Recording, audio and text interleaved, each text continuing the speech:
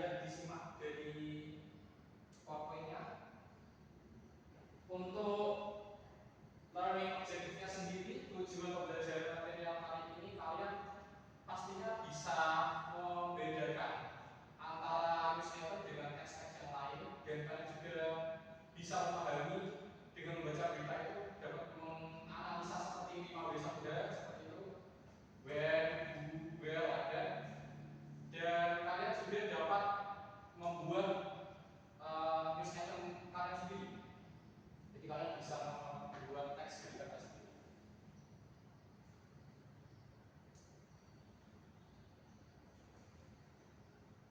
Terus selanjutnya, news item itu apa sih?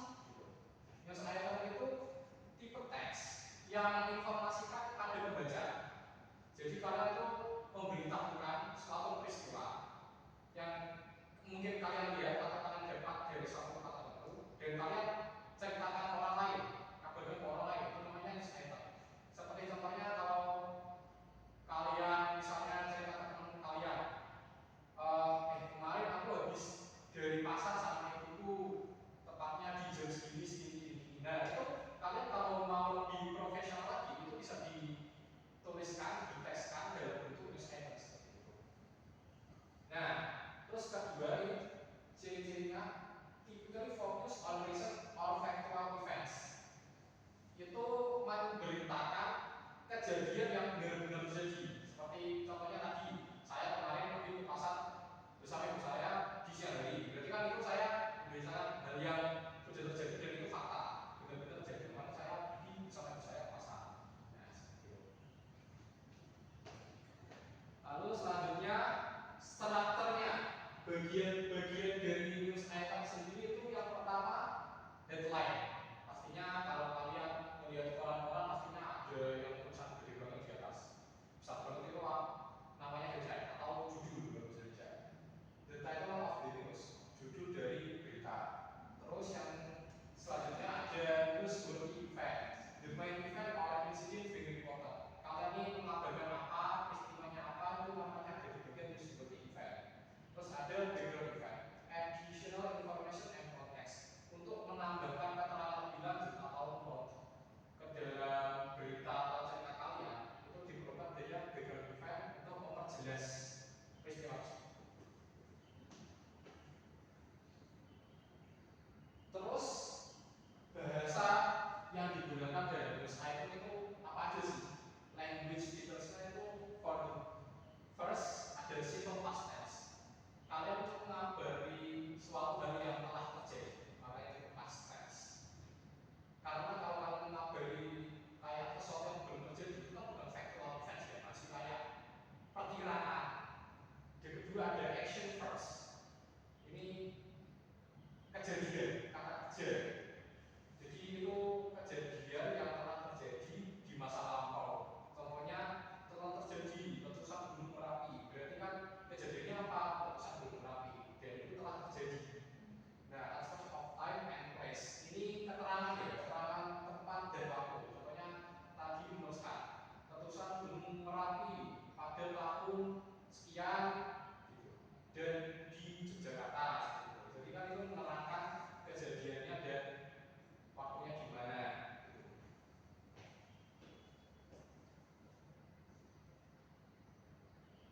Kesini ada contoh di example of news item text. Sekalian lihat ini headline, ada massive earthquake hit western Japan. Terus newsworthy eventnya 6.8 magnitude earthquake struck the western region of Japan on Thursday, leaving at least 50 people injured. Background events: the quake occurred at 10:15 p.m. near Tokyo. Buildings were damaged, and rescue team responded immediately. Dari berita ini, kalian bisa dapat informasi kan? Contohnya kalian tahu ini judulnya apa sih, ini beritanya tentang apa? Itu massive earthquake hits western Japan, gempa dahsyat yang melanda Jepang. Terus kalian dari judul ini diteruskan lagi keterangannya ada sebuah event. Ternyata gempanya itu berskala 6.8 magnitude.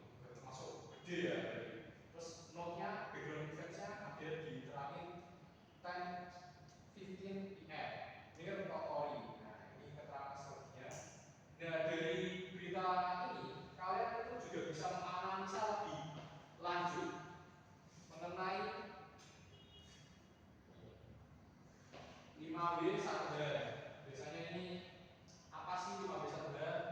Who, what, when, where, why, and how.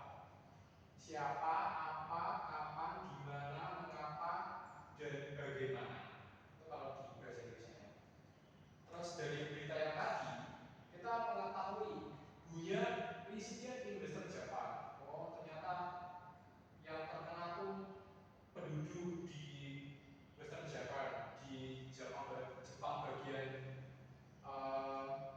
barat. Terus apa? A powerful earthquake occurred. Apa sih beritanya itu? Oh, ternyata gempa bumi.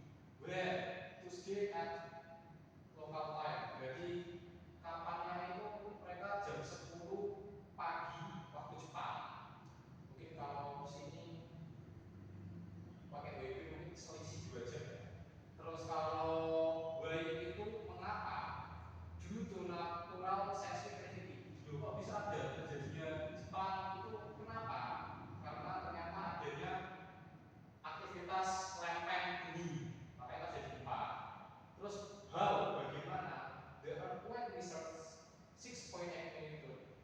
Gempanya itu terdeteksi berkekuatan 6,8, makanya bisa sampai dilabeli massive earthquake, gempa yang dahsyat. Itu karena seismic activity-nya menyentuh 6,8 magnitude. Terus selanjutnya, nah ini ada contoh berita lagi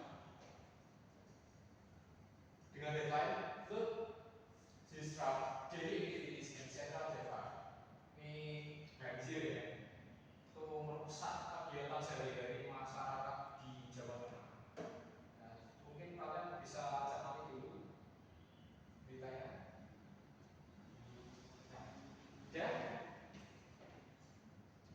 terus untuk tugasnya kalian bisa bekerja sama, berpasangan dengan teman sebangku kalian untuk menganalisa tadi.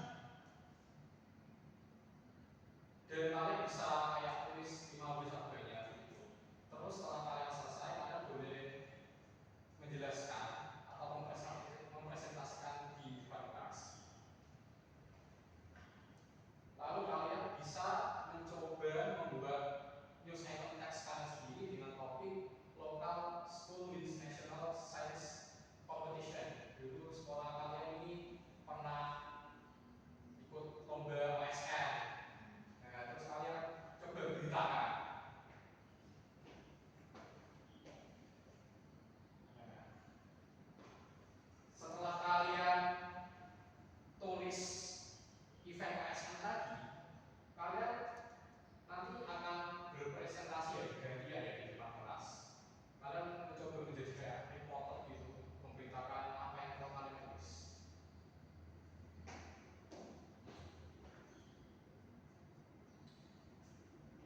Untuk materinya cukup sekian. Apakah dari kalian ada yang ingin ditanyakan? Atau semuanya jelas? Yes. Oke, terima kasih untuk partisipasi dari waktunya. Sekian dari saya. Assalamualaikum warahmatullahi wabarakatuh. Waalaikumsalam warahmatullahi wabarakatuh.